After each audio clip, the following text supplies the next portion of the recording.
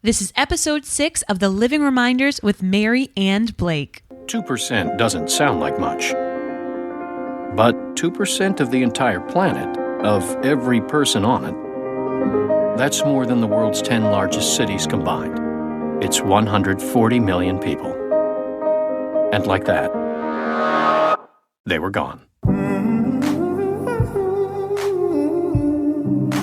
All the way from Providence, Rhode Island, welcome to The Living Reminders. It's a podcast dedicated to the show The Leftovers on HBO. We're still here, and so are you. So let's talk about Gladys. Suddenly I'm hidden. It's this darkness of the dawn, and your friends are gone. I'm your host, Mary Larson. My name is Blake, and I say fuck too. Aww. How great was that line? That line was amazing. I said it a lot last episode. Yeah, you did. We actually have listeners wanting you to actually say the word fuck. We actually got a tweet. What? From @Frank Stickler. He says, best line of the week. I say fuck too. And can Mary say fuck this week on the podcast again? Oh, Frank. I usually am such like a clean-mouthed individual. I really am. You're but so wholesome. I try to be. I try to be. Frank, if you haven't seen a picture of me, I'm literally like the girl next door. I'm tall, brown hair, lots of freckles. Typical Irish Catholic girl, you know? Who's a huge Harry Potter nerd. You're a wizard, Harry. But just for you, Frank, fuck. I feel so naughty. Oh my God. Okay. Oh my anyway, God. Now that we did that and totally lost any new listeners, so terribly sorry. Anyway, Blake, what did you think about this episode? I really liked this episode. And I know on Twitter we had put that this was the second best episode so far, only second to the Reverend Nat episode. And I've been battling back and forth with that all day as we were preparing to record, and I was trying to decide what I really liked about it. And I think I actually might like this one a little bit better. Ooh, why? Well, it took everything that the show built upon in the mythology, and actually it's pushing it forward, going forward. So it's giving us that conflict that I was talking about. There needs to be something between the GR and the town that need to push the show forward. It can't just always be about, oh, my life is screwed up, I have all this angst, and these people disappeared, and how awful is our lives. It can't always be that. It could be a good character study for a little bit, but it needs to go forward unto itself. And I think it's done that. In the first 4 episodes, it built its world. In the 5th one, it took that world and transported it into the future. What do you think? At least, this episode just made me sad because I no longer get to see Mom Haircut anymore. Oh, Mom Haircut. Who we now know is named Gladys, which is a perfect name, but I'm going to be sad that I don't get to refer to her as Mom Haircut I'm always going to call her Mom Haircut from now on. Yeah, that's just like, that is her code name. It was a good episode.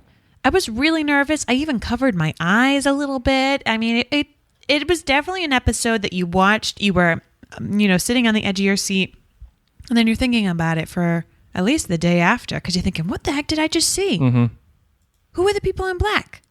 We'll get to that. Anyway, but before we jump into, what did we miss from last week that we have to catch up on? All right, so what I want to talk about first is Jill. Jill is suffering from something that we call Kim Bauer syndrome. Kim Bauer from 24. 24, exactly. Okay. Oh, God.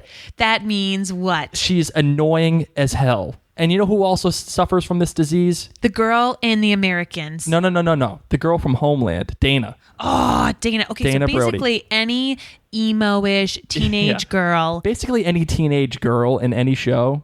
Unless it's a comedy. They just suck. And I'm sorry, Kim Bauer sucked, Dana Brody sucks, and now Jill Garvey, she kind of sucks. You know why? Because most teenage girls are like this. I'm watching it and I'm thinking, God, she's another teenage girl that I just hate. I hate her plot line. Stop whining. Stop being annoying. And that's every teenage girl pretty much. There are some exceptions, but we all went through these moody times. Oh, my boyfriend didn't like me. Oh, half the world disappeared. My mom's in the GR. Shut up. No, I get it. At least Jill has relevant and real reasons to be a little messed up, though. Well, yeah, but she's like being so shitty with her dad with the whole baby stealing thing, and then he goes up to her and saying, hey, it's complicated between your mom and I, and she's like, yeah, let me know when it gets simple. Now, we didn't really talk about that last episode. I don't know why we kind of skipped over it. It was an important part of that episode. I didn't feel like it like dictated the mood of that episode, but it's nonetheless important. And I just want to let you know that she has Kim Bauer syndrome or / Dana Brody syndrome. The next thing was actually brought up by our friends in the Guilty Remnant podcast. I listened to their show. It was very smart, very good. And they brought up the conversation that Kevin had with Lori when he was screaming at her, hey, you tell me that you want to divorce me. You tell me this. Don't let her do it. And what they said was that he wanted her to forsake her new vows with the Guilty Remnant, trying to make her talk. And if he could make her talk and say, yes, I want to divorce you, that means those new vows that she had made to the Guilty Remnant weren't as important as her old vows. So it'd be kind of like a victory for him. And I wanted to congratulate the guys at the GR podcast for that really good insight, because I wasn't thinking about it like that at the time.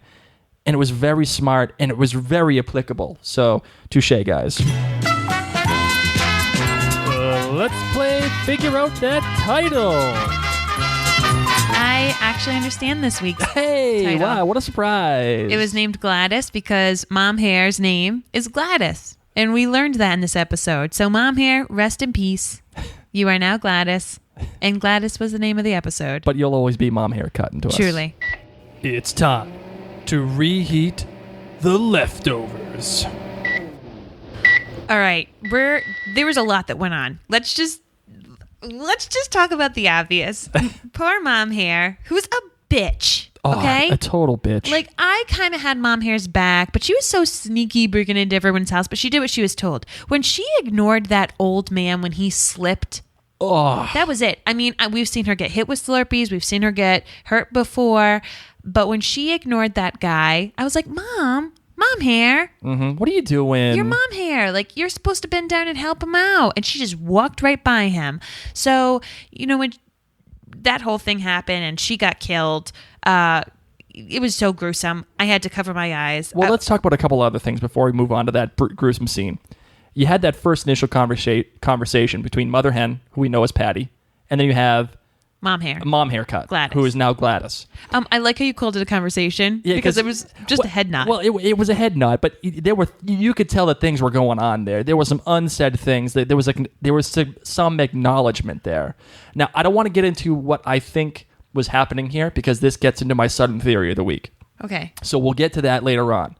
But then we have Mom Haircut and her buddy going throughout the town, painting everything white. Yeah, what the heck is that? Why are you painting newspaper things white? Seriously, right? Like, okay, I get why you're painting the church white. No problem. Figure that. I got that. Maybe because there's no point in reading news. Oh, yeah, that makes sense. There we go. Okay. Oh, look at me. I'm like in the GR. Oh, my God. I am. I'm going to explain everything to you. So then, but one of the things I noticed, too, was Gladys and her buddy were watching this dude at his house. And the dude was putting out the mail or something. I forget what happened.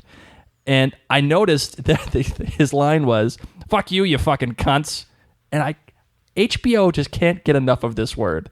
Because you have the Hound literally every episode referring to somebody as cunts, I'd say at least 3 to 4 times. In Game of Thrones, for those of you who haven't watched it. Yeah, so, and I don't know about True Blood because that show sucks. And whatever, Veep is good, but I'm not sure if they call anybody cunts in Veep. But I noticed that word a lot now. You can stop saying that right now. Yeah, sorry. Presents. Thank you. Oh, wait, I'm going off the show. Continue. So then not helping the old guy, I was like, really? Come on, what are we doing here? Help the old man. It's cold out. It's New York. It's like snowing out. You know how like when it's really cold that you fall, it hurts like extra? Come on, what are we doing, right? Help that guy out. Why don't you just walk right over him? You know what? That was karma. That was karma, That Gladys. was wicked karma, dude. Because you didn't help him out. So she's hanging out with her girlfriend. Girlfriend needs cigarettes or whatever. Yep. And she just hangs out in the back. Is about to smoke a cigarette. Gets jumped. People in black. I love that whoever killed her, this is going to sound mean, whoever killed her, though, dressed all in black. And they did not speak. Great juxtaposition. Right? Mm-hmm. So you have all the white, all the black, but they didn't speak. How freaky were those lights, by the way? They were all holding the flashlights. It was like super dark out with the dogs and everything. Oh, you mean when they went to go look for her? No. With like the guys that were killing her. Like it was like really creepy. Go ahead. Well, they had to light it all up because they were wearing black. You couldn't see anybody. I think they did that to help us know what was going on. What a brutal way to die. And mom haircut, you should have fought a little harder. You were just duct taped to a tree with 3 strips of duct tape, and when you were dead, you leaned over and you broke it. So you obviously didn't try too hard to break through. Just your body weight alone Broke it. Like, lean forward, Gladys. That's all you needed to do. And she isn't in the best of shape either. So, like, I feel like she could just lean forward and break that. No problem. She could have. When she was like, ooh. When she finally talked, what did she say? Stop. Don't. Oh. Don't kill me. Sputter. Yeah. She just leaned forward. So I didn't like that. They could have at least added like 6 rows of duct tape. And I also want to talk about this too, because, okay, the first rock that they threw against the tree, they missed, obviously. And that was kind of scary. It's like, whoa, did I just see that? But then all of a sudden, they were Roger Clemens by that point. They took these rocks and hummed it at this girl's face and didn't miss once. After that. Well, we don't know. I mean, she was pelleted. It was disgusting. Did you just say pelleted? Is that a real thing? No, pelted. Oh, that's what I meant to say. I make up words, whatever. So I just hated watching this scene. And I don't like mom haircut, but I was really turned off by this scene. It was very gruesome. And stoning people to death, that doesn't really happen anymore. Stoning sucks, right? Well, like, where? I wouldn't want to be stoned. Why? Well, depends on what kind of stone. They could have just cut her neck. They could have hung her. They could have strangled her. Why did they have to stone her? Now you're getting into good territory here, because it could be a biblical reference again. How many stonings happen in the Bible? I don't know, a lot. Yeah, right. So I feel like... They didn't have guns, though. I mean, I feel like... They were making a point. These guys chose this method for a reason. No, I'm saying the people in the Bible didn't have guns. Oh, okay. Like, they didn't really have too many options. It was like... They had, like, arrows. I don't even know if they had arrows. They had spears. Okay, they could either spear or throw rocks, and everybody had rocks. So, but I agree with you. I think that this was definitely a little biblical throwback. It probably took place on a Thursday. Throwback Thursday? TBT. Hey. Hashtag. Okay, so she's dead. I want to give full props to the makeup department or the special effects department over at The Leftovers. Each rock that hit this lady's face, a new cut appeared or a new bruise or whatever, and the camera didn't pan away at all. You saw every single freaking beating, and you heard it too, like like a thump, like a ooh, and then the blood started pouring out, and I don't even want to know how they figured out how to do that. Oh, like when the blood was puddling at her feet, but that looked a little liquidy to me. Well, when you got that much blood, girlfriend, I feel like that's gonna happen anyway. Apparently, these props department created stones that were safe enough to actually hurl at this woman's face, and the makeup department actually did a really, really good job with each particular cut. Guys, you did such a great job. I had to cover my eyes. Like, holy crap. She was like, I can't watch this. Yeah. Like, I was saying, please stop, just like she was. Holy crap, she spoke. Yeah. Okay, if I had to pick who was like the first mate of the guilty remnants, I would have picked Gladys. I feel like she was dynamite. I mean, we find out later that she kind of had a little faltering, but everybody messes up sometimes. I feel like she was Patty's girl. You know, she was Lori's partner before. She's like the number 2. Yeah, she's the one that is sent to go harass the Reverend. Mm-hmm. I mean, that is a big deal. Mm-hmm. So, I don't know. I thought it was amazing that she did end up speaking, and you really felt her pain, and then she's dead. One question. Which was more brutal? The Red Viper scene in Game of Thrones or this scene? Sorry, spoiler alert for those of you who have not seen Game of Thrones, so fast forward like 2 minutes. You know what? The Red Viper, I think, wins for me because you could tell it was coming. Yeah. Mom haircut. Once you saw that first stone gush her head, you knew. It was disgusting and terrible to watch. It's definitely a close tie. I would say so. I mean, oh God, when the mountain punches the Red Viper and you just see the teeth and you hear the teeth clatter against the ground and you see his thumbs right into his face. I don't know. I think you're right. It might be. I may go for Mom Haircut's death, though, because it's a woman and she's literally getting stoned. Who the hell gets stoned anymore? I have no idea. Okay, Gladys. People, like, after she dies, they realize she's not coming back, and Patty rounds up the troops in these amazing vans, and I only see these vans around here. We have a lot of Orthodox Jewish families who live near us, and they have those type of vans. And I was like, she must have gotten them at the same place because they have huge families around here. So she drives all of the guilty remnants out. There's the girl who like left her partner. Oh, I went to go get cigarettes and she's gone. They go out. Where did they get all of those flashlights? They must have stopped at a Walmart or something on their way because everyone's handing out flashlights. They're going out there. The crazy dogs. I hate those dogs. Let me tell you, Blake wants us to get a dog after this show. No, I'm never getting a dog. Come on. Nope, dogs are always around when bad stuff's going down. So they get out there, and Lori ends up finding her along with the bald guy. The bald guy's shooting dogs too, by the way. Yeah, because those dogs are crazy. And I was still maintaining that this guy was fake. I really thought this guy was fake. And we end up finding out that he's not, because when he's called, he's a witness.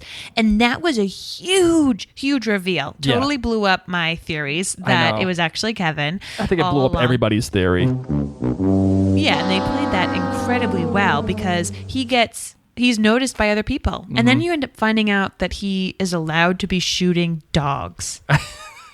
He has like a permit or something? He's allowed by animal control. He's like, oh yeah. He's got like a deal with animal control, yeah. Whatever. Those dogs freak me out, so I really don't have a big problem with it. So that kind of blew Kevin's mind that bald guy was there. So this whole murder kind of shakes up the whole town. Mm-hmm. And Kevin has to go and tell Jill at school because he doesn't want her to find out from other people that someone from the GR was killed and he doesn't want to have to worry. Her reaction was unbelievable. It really was. And I can't believe she immediately went to the thought that it was about her mother. You know what I mean? Like, she thought that her mother was dead. I suppose that's a natural inclination if your dad, who is the chief of police, shows up at your school when you're, first of all, burning her hand with a Bunsen burner. Who the hell does that? Emo girls. She's so freaking emo. And you know, this also happens too with the show. A lot of fire references. I mean, there has been a fire reference at least twice per episode so far. I hate fire. I hate being hot. I hate sweating. I just hate all of that hot stuff. You know what I noticed too? Everybody on Twitter has been saying that Justin Theroux has a bit of an orange hue to him, like a spray tan, like a super spray tan, like he belongs on Jersey Shore. I would disagree. I think his spray tan is beautiful. I don't know. I noticed this actually for the first time, really, in all earnest. I noticed it when Mother Hen shows up to his door to tell him that Mom Haircut was killed. And she shows the sign that says, "Is it his face or his body?" It's the face. Oh, then it's the makeup department's fault. That's not the spray tan. Yeah. If you want to see if it's a bad spray tan, you look at the shirtless top. You know, shirtless. And to be honest, good for him for getting a spray tan. I would if I had to be topless. And a lot of people are saying that he's got the eyeliner. Yeah. But I don't think that's eyeliner. I think that's like Richard syndrome from Lost. He has beautiful eyelashes. Oh my God, he has better eyelashes than me. I have long, luscious eyelashes, by the way. You know what? He wears makeup. Like, I think that people who are concerned about this and questioning, like, the truth is he's wearing a ton of makeup. He might be wearing mascara. He might be wearing orange colored foundation and bronzer. He definitely is. So if you're concerned that he's wearing makeup, he is. Most actors do. Okay, so Jill gets all messed up. He tells her that her mom's okay. I also really like her reaction here, too, when she finally stops crying and she realizes she wouldn't have cried for me. In regards to her mother, she wouldn't have cried for me. It was almost like a waste of her time to keep going forward. Loved it. Thought it was great. He then finds out at the office with all the cops that some guy in his office like went and told those crazy people with guns. What are they called? Affleck? The Affleck? Atfec. No, Affleck. Yeah, those Affleck is the insurance company. So the Affleck people are the ones that went and shot all of Wayne's teenage hussies. Yes. And that was so weird. We were like, why is the government shooting hussies? So then, because that's what they are. That's what they do. So then this fat guy from the station, he's like, guess what, Chief? I called Affleck. Affleck, not Affleck. Anyway, I called those people, and the chief is like, why the hell did you do that? I don't want them to get involved. And I don't blame him either. Why would he want these people involved in his town? This is his deal. I don't know. See, I'm not a cop. I'm kind of like, the more help, the better. It's a whole jurisdiction thing. I guess so, but I wouldn't want to have to deal with them. I just want to deal with my people. Just like he said, I want to have a curfew and keep your people off the streets. I don't have enough cops to take care of you. Let Affleck in. Affleck! Let them come in. But then, oh gosh, so he's trying to call He's trying to call the AdVec people the whole time. The guy's not answering his phone. And when he finally gets a hold of him, the AdVec guy's like, buddy, there are cults like this all around the country, and we're finding that when violence against them starts, it goes haywire. Mm-hmm. And we are now exterminating these cults. Yeah. Do you want us to come and exterminate yours? Oh, dude. And you know what I noticed too in this particular scene when Kevin eventually gets a hold of him on the phone? When this guy talks, he's talking pretty normally. He's saying, oh, well, that's an automated thing, and, her body is down in Virginia, and da-da-da. But then he starts talking about getting rid of all these people, and his voice just changes like this. Now, is that something that Kevin is hearing? Or is that something that the guy's actually saying? He's serious. He's saying that, I think, because he's changing the tone. But it was almost like a... Well, because he can't say it. He can't... Well, just for the lack of a better term, it sounded like demonic. It just sounded... Ew. It sounded different. I watched it twice, and I wanted to make sure I wasn't crazy. If you go back and watch this particular scene towards the end of the episode, his voice, like, it'd be like me talking right now, and then all of a sudden I'm talking like this. Well, I think if you were to tell me, Mary, do you want me to come and kill like 100 people, you wouldn't be saying it so excited, because the government doesn't want to come out and say they're doing this. They don't want to come out and say, we can come to your town and erase them. They have to be a little serious about it, a little candid. Under the table. Yeah. Yep. So that's his under the table voice. And then, what is that saying about the government then, right? These guys are... Do you know about the government? Because that's pretty much all I do is under the table stuff. No, what I'm saying is... Cue aliens. I mean, the whole theme of this, in my opinion, is that aliens came and the government is covering it up. No, it's just saying that the government is not wasting any time with any of these cults, any of these occults, any of these people that doesn't fit their mold of what they think should be happening. They're just going there and eradicating everybody without any repercussions. There's no checks and balances. No, and that's what they did to Wayne's hussies. That's what I'm saying. The Wayne hussies were gonna be smoked, and a lot of them were. So that says a lot about the government, and that they just have zero patience for these people. That's gonna come back to bite them. We ain't seen the last of these AdFec people, I'm telling you. Oh no, this is just the beginning. This is coming back big time. And especially because Kevin kept saying, oh, don't worry about it from here on out. They now have their eyes set on Mapleton. Mm-hmm. So that's scary. All right. You know what I noticed too? What? Getting back to the recap, this is the first time you see Meg smoke. Yeah, Meg's pledge term is almost over. Mm-hmm. She is done with the hazing. She gets to smoke. I think what helped win her over is when she went and took the pictures. Yeah, definitely. That made Patty really excited. I've started to hate Meg. Really? Yeah. I love Liv Tyler. I was liking this character, Meg. I liked learning about the inside. But she went from last episode telling Lori, you can keep your cigarette lighter. Because she basically knows that Lori loves her family. Yep. She knows this. She knows how hard it is. She was there with her for the divorce talk. And yet when Kevin comes, she looks him straight in the face and says, you don't have a wife. When he's asking, do you know where my wife is? Because he's nervous. Yeah. Someone was just killed, and he just wants to make sure she's okay. Yep. And she says, you don't have a wife anymore. She's not your wife anymore. Oh, that's what, yeah. Yeah. All of a sudden, I was like, you know what, Meg? You're on my shit list. Well, between the smoking and then that particular line, that probably just highlights her transition into becoming one of the members of the GR. What is a member of the GR? What do you mean? What are they? Who's in charge? we hear on the radio or the news that there's all these different groups. They go by different names. Yeah, these cults. Yeah, we have so far the tally I have is Tomorrow's Family, Heaven's Converts Convent, who was being raided, by the way, by ATFEC in Florida. We found that out when Kevin was getting ready with the shirts and everything. Yeah. We found that he had that on the TV and he muted it. So you had that one. Then you have the Wayne cult, and then you have the GR, and then you have the barefoot people who I like the hippies. The hippies who like have sex all day and they get back to their roots and they just love each other.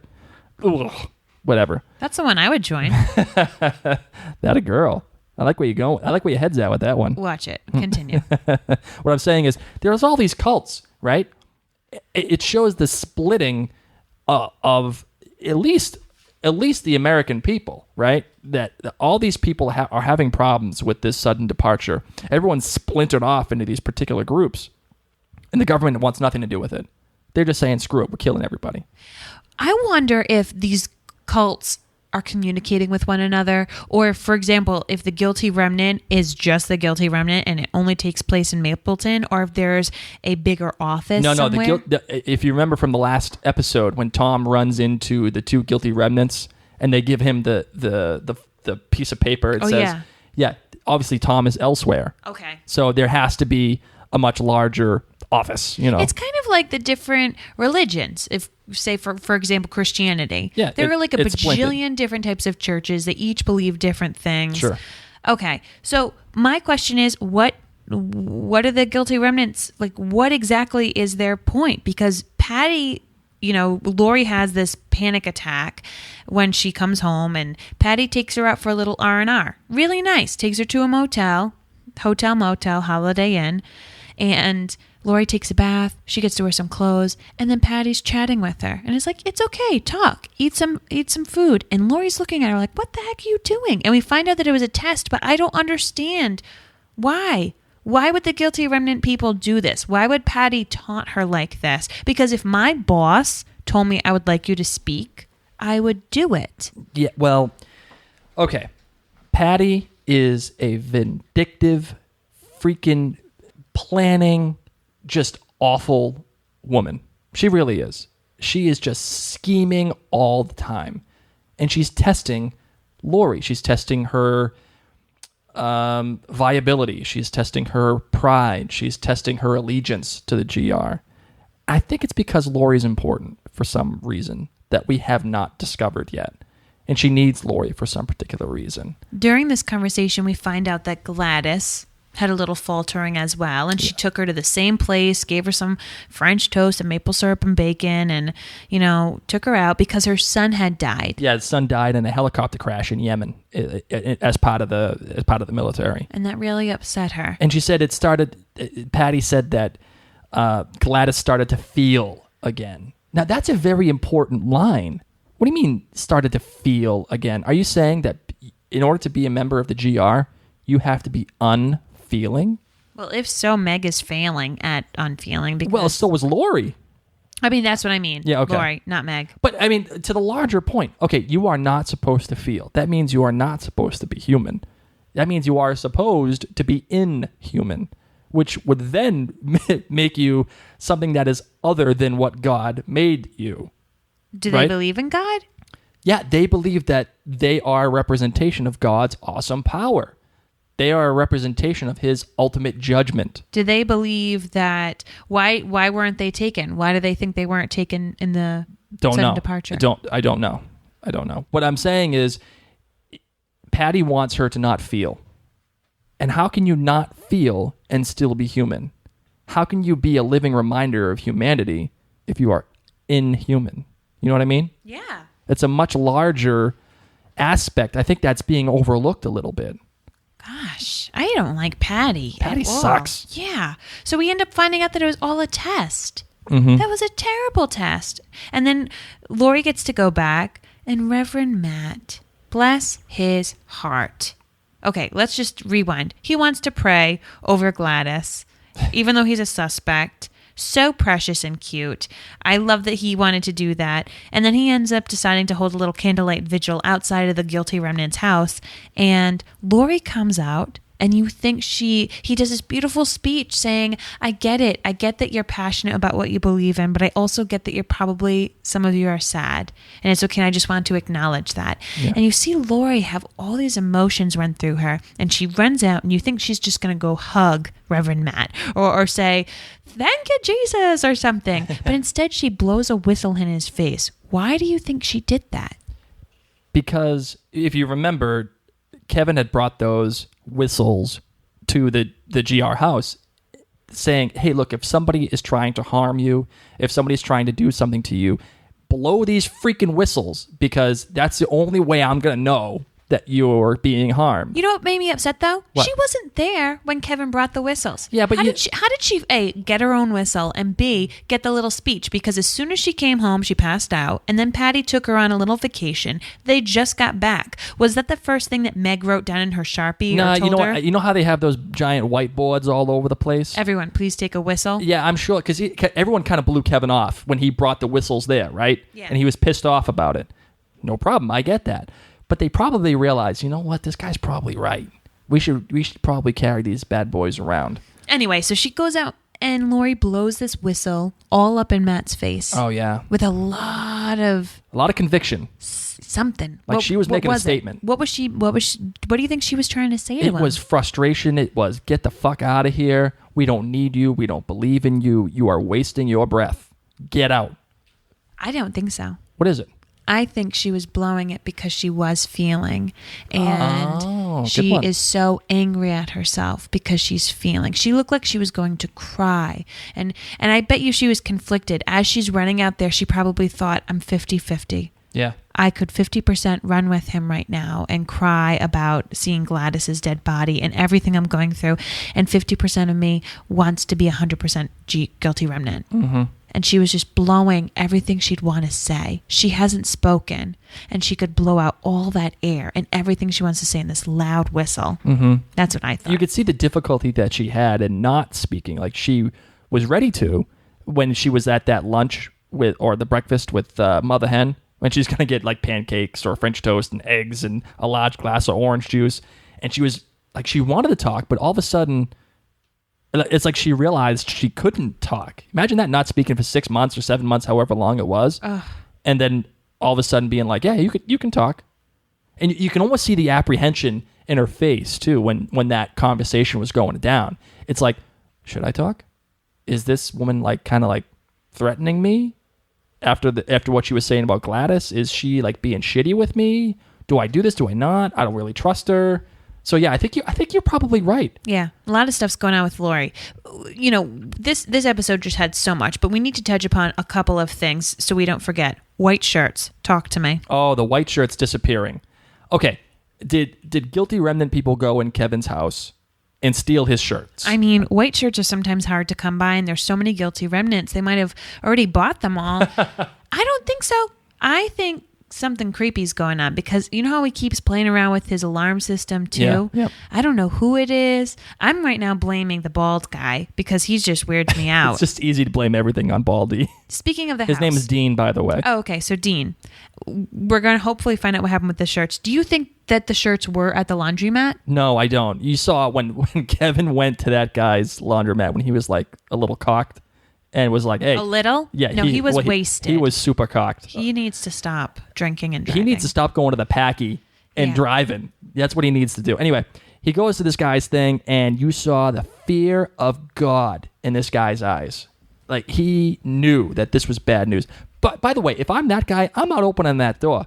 There's no reason why Kevin, even though he's the chief of police, has any right to get into that laundromat. Zero right. Well, the way you know it really wasn't his is because the guy had to get it from multiple orders. Exactly. And he was just looking helplessly. White shirts. Yeah, white shirts. Okay, yep, white shirts. Boom, boom, boom, boom. So there's no way those are Kevin's shirts. I can't wait for next episode to see him like an extra small and then an extra large. I'm sure a lot of women want to see him in an extra small. Kevin was driving his car. Just forego the shirts anyway. By the way, he was driving his car again. Got that fixed. Yeah, so he no longer doesn't need the truck anymore. Another thing I want to touch upon. When the scenes in the kitchen, when he was feeding, God, Jill's slutty friend. Oh, yeah. She needs to calm down with the 90s, by the way. Yeah. This is getting like a little overt. And when does the sleepover end? Please go home. I think she lives with them. She shouldn't. Well, she does. And she's eating his sandwiches. And she's making him coffee. What are we doing But here? when they're in the kitchen was all beaten up. You saw the stainless steel refrigerator Correct. with all these dings in it. And then you saw the cupboards with all these scratches. So when the deer supposedly messed up his house or whatever. I'm thinking it was actually Kevin happened. that actually did that. I'm thinking Kevin showed up to his house, cocked again, and just screwed up his kitchen because he was so frustrated by the Probably. dogs and Lori and all that other stuff. Lord knows. And he saw the cabinets all screwed up and everything. But this girl, Amy, whoa, dude, you're 16, time out. And then why is Kevin not fixing his kitchen? It's been at least like 2 months. Because he doesn't have time. He's dealing with all this stuff. And he doesn't care about appearances. Oh, my God. Oh, you know what? One thing we forgot. When Lori was at the hospital, you saw her, like the person that was next to her. Yeah. You saw feet. That was so weird. I hate feet. Okay, that's coming back. I guarantee it. Lindelof does not put that kind of thing in there and make that big of a statement about somebody next to Lori with the feet and everything They moving said up it was and down. a compound fracture. Those things hurt. Oh, God, dude, that means that's when The bone comes out. bone of the comes skin. out of the skin, right? Yeah, good luck. Oh, dude, guy, I feel so bad for you. I can see why your feet are moving up and down. But yeah, that's coming back. Is there anything else in this episode that you really feel like you need to talk about? Because I feel like we need to talk about the Affleck quarters, where they just have dead bodies everywhere, and they're bringing them in by the cratefuls, and they're taking pictures of them, and they're putting stickers on them, on the boxes. Oh, yes. One was green and one was red. Christmas. Not Christmas. I think green meant that they had somebody that they had to be reported back to. Like they have to give the body back to whoever claims the body, a family member, a husband, wife, uncle, friend, whatever. Somebody claims that body, the body has to go back to where it was supposed to go to. Red, however, means that a picture is taken of this person, because you notice that they were taking pictures of everybody. They took one mom haircut, and then they get cremated because there's no one to go back to.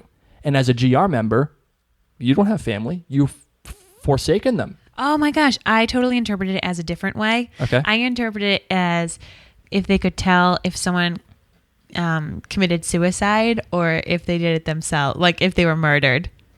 I was trying to see, could they easily see if it was a hate crime against them or if they did self-inflicted? Because I'm wondering if some of these cults are doing some suicide stuff. Oh, I'm sure that they are, but if on the green sticker you notice that it does say the word notify. Oh, I don't have good eyesight. Well, that's why you got me, girlfriend. Never mind. I also want to talk about the town vote that they had about the curfew. Town council. Yes. That was great. Okay, so now we got Baldy there, right? And you're thinking that Baldy's probably going to back up Kevin because they're kind of buddies, right? They love to shoot dogs together. Yeah. So Kevin proposes this curfew.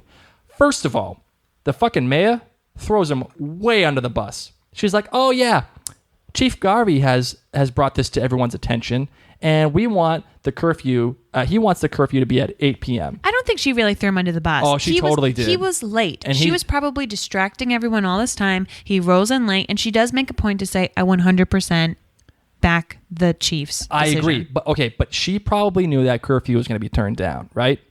So that means the ultimate blame is going to be laid upon Chief Garvey for even bringing this up. It's like Chief Garvey brought this to the table. But he did. I know, I agree, but she didn't have to say that.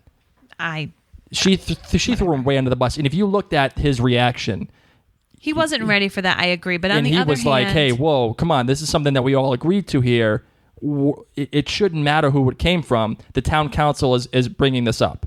And of course, you have Baldy sitting there saying, hey, it ain't fair. Why the hell do we have to be in our houses when it's the GR who are getting hurt?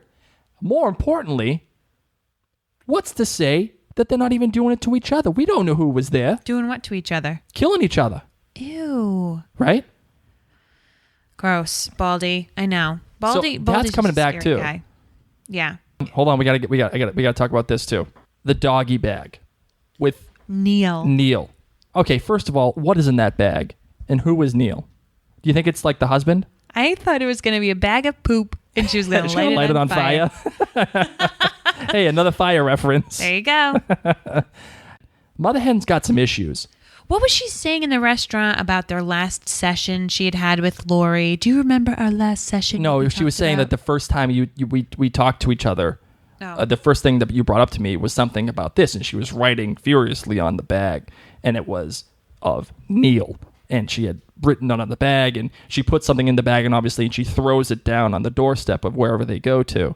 The last thing that I want to talk about is the scene when Kevin is talking to Jill about Lori and that they're getting a divorce. And she says, it's okay. It's not your fault. And you can just see that weight come right off of his shoulders. You see him just kind of deflate. And he says, I love you. And she says, I love you too. And then he just starts crying, you know. And it was the first time you see him not be like brooding, you know, all the time. He's not like wearing the Ray-Bans and drinking Yinglings like he normally does and getting shit-faced in his car watching people. He's sitting in his bed alone crying. I mean, like, how freaking lonesome is that, right? Breaks your heart. And it also makes you kind of want to go in there and snuggle him to cheer him up a little bit. Okay, I know how excited you were when you saw him coming out of the shower, glistening. Spray tan and all. Calm down. Also, one other thing I do want to talk about, too. When Kevin and Matt are driving to go to the morgue, to go check out... Can we call him Reverend Matt? Because it helps me. Sorry, okay. Reverend Matt. When they're going to the morgue to check out Mom Haircut, they're driving, and Kevin is driving, and he's talking with Matt, and all of a sudden, the light turns abruptly red. And it's the longest red light ever for no cars. I know, but this happens again, right? What do you mean? Well, it happened in the third episode with the Reverend Matt's episode. Remember when he was about to turn around and then he hit the red light? It was a blinking red light with the three birds, and then he decides, hey, I'm going to the casino. Okay. Same thing. He stops abruptly. There's a red light, and Matt's in the car with Kevin. Is this like a recurring thing with Matt, Reverend Matt? Is there something? But red lights? Yeah, red lights, right? He keeps seeing these red lights, and he has these epiphanies almost of where to go and what to do. And by epiphany, I mean this. He talks to Kevin, and he tells him a part of the Book of Thomas, which, of course, is actually not in the Bible, by the way. It's part of the Gnostic... the extended edition, the canon. Yeah, no, it's not even... It's not part of the canon. It's like the expanded universe. The Book of Mormon? Hello. My name is Elder Price, and I would like to share with you the most amazing book. He quotes the Book of Thomas, and he says, if I tell you one of the words which he said to me, speaking about Jesus... you will take up stones and throw them at me, and a fire will come out of the stones and burn you up. Oh my God, that's what happened to Gladys. Exactly. And then if you remember, Mother Hen was telling Patty. Lori, doubt is a fire that will burn you into ash. Oh my God, I hate fire so much. Stop it, Damon Lindelof. Okay, we get it. You love fire. He's probably a pyro. I know. So what does this mean? So what I'm saying is there's all this symbolism that keeps happening with these stones and fire, and it's not a coincidence that Gladys ended up getting burned into ash. She got cremated. That she had this particular doubt at the end. Somehow, some way, she had this particular doubt. Who knows?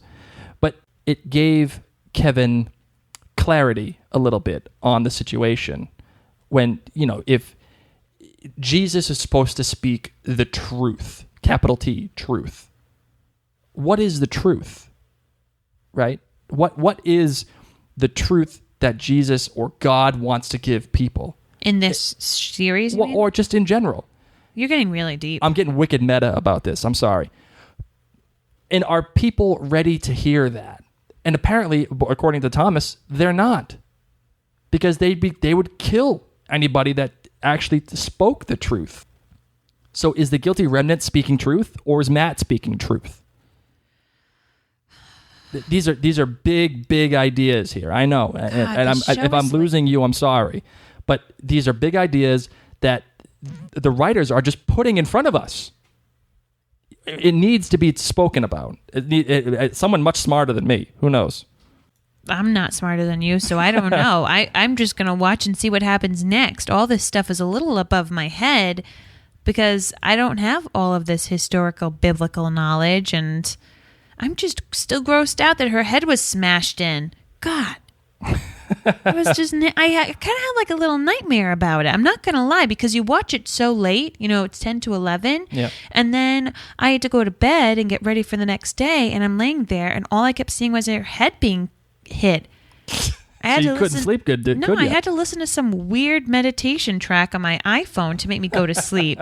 I just kept seeing that head. Ew. Hey, how about more screwed up dogs, by the way? I'm all set. You're done? Yeah, dogs. No, we don't need to talk about the dogs because we get that they're messed up. They were barking at Kevin when he was in his car. All right, how about the guy that said to Kevin when he woke up in the car, hey, don't investigate too hard about who killed Mom Haircut? I feel like that's something you would have said to the cop. I definitely would have. You would have literally been walking your dogs. If you hated the GI, you would have been like, hey, officer, don't investigate too hard, okay? Thank you for mimicking me. That was pretty good. How's your Dunkin' Donuts? What I'm saying is this. Is that him just being friendly, like, hey, man, come on, don't investigate that too hard. Like, who cares about these people? Or is that a threat, like, hey, don't investigate too hard? Oh, no, I think he was just shooting the shit. Like, listen, man, I don't even like those people. Don't waste your time. You're fine. All right, let's get into listener feedback. Okay. All right, our first email comes from Chiquita. I like that name, by the way. It's like the banana. She actually told me how to pronounce it. She said it's like Chiquita the Bananas. Oh, my God. I love that. Nice name. She actually gave us a larger email. I'm going to share the last portion of it. She maintains that Matt and Lori had a relationship. And she's like, come on. He did something to her, unless she cares about him too much. So she blew that whistle for him to go away so that he'd be out of danger. What do you think? Maybe he was her Reverend. And maybe that was their relationship, and she was able to confide in him. Mm-hmm. And yeah, but she's saying that like they banged. Oh, I don't think so. No, you don't think so? No, I'm still trying to figure out who Kevin was banging, though. Mm-hmm. Okay, on Twitter we have John K. Buckner. John K. Bucher or Bucker? I don't know. He said he's going to check out our podcast, but he said he actually writes for the watchingtheleftovers.com, which is this big... We actually tweeted this out earlier. They have all these articles about the leftovers. Butcher? It might be Butcher. And I just wanted to promote this guy because his articles were really, really cool. And he also has a blog at johnbutcher.org. He's a very smart guy. Read his articles at watchingtheleftovers.com. And I'm really sad, John, that I don't know how to pronounce your name. So please tweet us and let us know so that we can properly say your name. Connie Heimer tweeted, I don't have good feelings about the guilty remnant, but no one deserves that. And what's up with her hasty cremation? What? Connie, nobody was there for her. Her son was dead. Nobody else cared. So they didn't really have anywhere to put her body. So the hasty cremation, I think that's the only thing it could do. And no one deserves that. Right there with you, girl. That was nasty. At Anime Fan 77, I got a little bit of a bone to pick with this guy. He said that the show sucks, which is fine. I can appreciate that. No problem. I said, okay, well, what don't you like about it? He says, well, even if the event, meaning the departure, was unexplainable, which is, of course, lazy writers, as long as it didn't happen again, people would get the fuck over it. It happened 3 years ago. Okay, really? Come on. So he's saying people would get over the fact that 2% of the world just disappeared? Yeah. They'd forget about it? They would just be like, oh, yeah, no problem. We'll just get over it. Okay, well, All right. You might forget. I wouldn't forget. Yeah, Anime Fan 77, bro. I respect your opinion, truthfully. All the love in the world. You're your own man, no problem. But just to say that the event is unexplainable, it's due to lazy writers, that's irresponsible. That's disingenuous. It's not lazy writers. It's not important to the show. What's important to the show is the reaction to the sudden departure. It's not lazy writing. Hunter Ingram says that every scene in this episode was so taut and invasive, which makes for unnerving but highly enthralling moments. I completely agree, Hunter. Loved this portion because you even said it yourself. It was sticking with you with her getting beat up. It's really invasive. Great description. Erin Renee says it was brutal, meaning the beating, but it's HBO, so it's not shocking. Something was bound to happen, but it was one of her favorite episodes so far.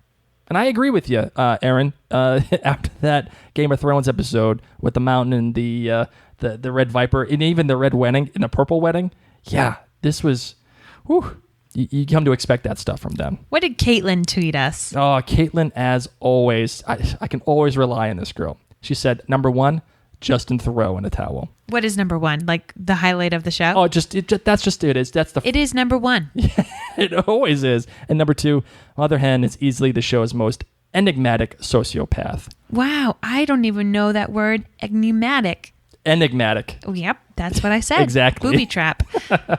Michael Cassidy tells us that the stoning scene was incredible. I don't think I've ever felt that bad for a TV character before. I agree with you, Michael. I think they did that for that very reason. You actually had to care about the guilty remnant for this episode. You needed to care about what happens between Lori and Patty. And you weren't going to care about it if you didn't have this particular scene with Mom Haircut. You wouldn't feel bad for them. You wouldn't feel their fear. You wouldn't feel their issues that they're dealing with, they're grasping about. And that was the beauty of this particular scene. At LB Cause says that she's going to be a member of the Guilty Remnant for Halloween this year. Thank you to Ann Dowd, who is Patty, for the inspiration. Oh my God, that's such a great idea. Girlfriend, you and everybody else, that's an awesome idea. Blake is going to be the man in the yellow hat, and our son is going to be Curious George. I don't know what I'm going to be yet. Maybe I'll be a Guilty Remnant. I'll be cool. We got a voicemail too, so Missy, take it away. Hi, Mary and Blake. It's Missy. You know me as Eggs Erroneous. I was just calling with my theory about street religion and that. I believe that if he isn't married to, what's her name, Mother Hen, he's body. I thought he was imaginary, but maybe he really is real. And as far as Gladys, did she deserve the stoning? I don't know. She was kind of mean to that poor old man who fell on the side of the street with his groceries and just walked right over him. So I don't know that anybody deserves it, but I wouldn't say that the people of Mapleton would believe me. But anyway, I hope y'all guys have a good day, and thanks for keeping up with the podcast. We love you. Bye.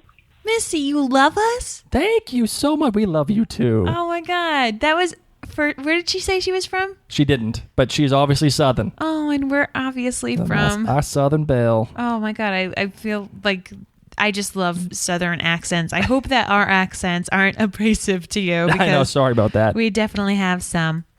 But girlfriend, I think you're 100% right about the mom haircut. Maybe she didn't deserve what she got, but man, that was pretty close. She caught a beating. And yes, Dean is finally real. That's just... Mind blown. Mind blown right there. I know, right? Can't believe it. All right, let's get to the... No, I'm not going to lie. Part of me was still like, maybe it was Kevin. Maybe Kevin was... Just give up on your sudden theory of the week. Just give it up. It's done. It's done. It's done. It's cooked. Put a fork in it. It's over. Left over. All right, tweet of the week. Okay, so our tweet of the week comes from Marcelo, whose Twitter handle is CreekFanatic88. He tweeted us that he is starting to care more about the people than the mystery. Congrats, Damon Lindelof. You got me hooked line and sinker. Marcelo, I completely agree with you. I'm someone who has been so caught up on why did everyone suddenly disappear? But you're right. We are now turning the corner and we're caring more about the people. Awesome, awesome tweet, and congrats for being the tweet of the week. All right, kid, what do you say we get into the sudden theory of the week? You got it. All right, Marvin, what do you got for your sudden theory? I don't have anything too deep. I wish I did. This episode just really haunted me a lot. Mm-hmm. And how many episodes are left? 3? No, we got 5. We're halfway. Oh, we're only halfway through. Yep. Gosh, I'm still waiting for that character that I'm going to love that's going to make me laugh. And my new sudden theory of the week is I don't think I'm going to get that character next week. I think that next week is going to be a ton of repercussions from everything that's happening. I think the town is going to start to go crazy. And I think Affleck is going to fly in that magical duck. And Affleck. Yep. I think we're going to see this Affleck guy. That's my sudden theory of the week. Not too deep, I know, but I just still have to get the image of her being stoned out of my head. All right, you know what I got? Give it to me. Bear with me on this one, okay? Rawr. I know, bear with me. Get it? That's a bear? That was not a bear. What was it? That was like a tiger? A really lame tiger. Okay. Anyway, I'm bearing with you. Okay, so I mentioned earlier that my sudden theory of the week was going to be about the conversation between mom haircut and mother hen. AKA Gladys and Patty, which is that's the first scene of the show, correct? First scene of the show. And you see them speaking to each other and like, they're not speaking, but there's unsaid words. Like there's a conversation happening there, right? There were probably Sharpie markers exchanged earlier, but then we just got to see the tail end of the conversation. There's an acknowledgement there. Something's going on, right? Now, everybody's sitting there saying, Patty knew she planned this out. She knew that she was going to have Gladys die. My theory of the week is that Gladys did not know. My theory of the week is that Gladys thought that when she was going out with her buddy to the gas station, that her buddy was going to die. And that Patty contracted these guys, or maybe she was there herself, and had them capture Gladys without her knowledge. That's why when she was taken, she was kind of thrown back by it. And she's like, please stop. Don't. Because if she was going to be a martyr, she would welcome that, no problem. I don't know. I feel like even if she was going to be a martyr, that really hurt. And she was probably like, you know what? This sucks. Yeah, it sucks, but you've seen this. She was ready to get slurpeed, and she was... completely Let me finish. tortured? Let me finish. She was being slurpeed. She was being tested. She was being tested by Patty earlier by going to that restaurant. She already made note of that, but she stayed committed. Right? But Patty knows that she needs something to happen. She needs something to happen for the GR to solidify them. And she knows, in my opinion, that she needs Lori. She needs Lori scared. She needs Lori back into the GR. She probably knows that Lori's going to Kevin's house. She probably knows about the lighter. She probably knows about all that stuff, and she needs Lori on her side. She needs to solidify that. How best to do that than to rally the troops around somebody who's going to die? But you can't tell that person that they're going to die because maybe they won't do it. Maybe the best part about it was that Gladys wasn't supposed to know. What I'm saying this here is this. Gladys, you said earlier that Gladys was number 2, right? Yeah. I'm getting a total Darth Vader Emperor feeling out of this. The Emperor is always looking for that replacement, for that second Sith, constantly. And maybe Patty realized that Gladys, she ain't cutting it, man. I got to get rid of her. But I can't tell her I got to get rid of her. I'm going to tell her that her buddy's going to die, that she's just going to make sure that it happens. Gladys will bring the buddy there, thinking that she's completing her mission. But she doesn't know that she is the mission. She is going to die, all to suit Patty's plans. And then I'll take Lori, I'll make her my number 2, and then we'll solidify the whole GR. Well, now we'll never know because the GR doesn't talk. I know. You know, I also get a huge Ben Linus feeling out of this. Because Ben Linus is always a step ahead, right? Ben Linus from Lost. From Lost, yeah. Ben Linus was always a step ahead. He was always way smarter than everybody else until the very end, obviously. So what I'm saying is she probably knew that Atfek would come. She probably knew that Kevin would have a problem, that his people would screw up the investigation. She probably knew that the body would get taken care of because there's nobody to claim Gladys. So the body is going to get burned. She knew all of this stuff. And you could see it too. She's vindictive. She plans this out. She planned it with Kevin. When Kevin thought he was playing her, she was playing him the whole time. And people were breaking into those houses. This is total Patty movement. She's the one who planned this. I totally think she left a bag of shit on that guy's doorstep now. She is totally vindictive. Nice theory. Yeah, so I'm telling you, Gladys didn't know. She thought that she was going to get her buddy dead, but it wasn't. That's why you see that acknowledgement, and that's why she gave up at the end, because, hey, and then the doubt thing, right? When doubt is a fire that will burn you to ash. Patty must see this woman with doubt. She must see something. Hold on to your butts, Lori, because you've been doubtful as well. I know. So I think she's important because she's married to the chief. Exactly. So she probably needs Kevin somehow. She either needs Kevin's protection or she needs something from Kevin. That's why she's focusing in on Lori, and that's why she needs to rally the troops around Gladys's death. Gosh, man, there are just so many elements of this show. We still don't even know who stole Kevin's shirts. Gosh. I think I got a feeling I'm going to figure that out too. But. Well, I would love, that's what I want. I want someone on Twitter to tweet us who they think took his shirts. Mm-hmm. Or if they were taking it all. Dun, dun, dun. Please hang up and try again. All right, kids, so what do you think? You want to close out the show? You bet. You can find us on our website. It is thelivingreminders.com. Maybe you can see a picture of me with my freckles. Get to know us a little bit better, you know. We also have our hotline there on the website. So if you would like to leave a voicemail listener feedback, we'd love to hear A, more people with accents who don't sound like us, but B, just to hear you and interact with you. It's so great. So check us out, thelivingreminders.com. Call us at 503-454-6730. And don't worry, it goes straight to voicemail. Just want to get that message out there too. You can also get us on Facebook at facebook.com/livingreminders. Join the conversation on Twitter with all of our Twitter friends. You will find us there. Our username is Living Reminders. Email. I love email. Email is the best. So get us at livingreminders@gmail.com. And most importantly, this is now episode 6. So if you've been listening to us, if you like this, if you tweet with us, please, please, please take a moment to head on over to iTunes and rate and review this show. We want more people to join the conversation about the leftovers because I sure as hell don't know what's going on. And I want more people to join in this conversation and leave us some good listener feedback. Who stole Kevin's shirts? Who was the one responsible for Gladys's death? I don't know. You might know. Let's get your friends in on this. So rate and review us on iTunes, everybody. One review that we wanted to read out loud to you guys is by Sarah in SLC. And Sarah, I don't know what SLC means. So you need to send us a little tweet to let us know. She said that she found our podcast from Twitter after having a fun discussion with us there.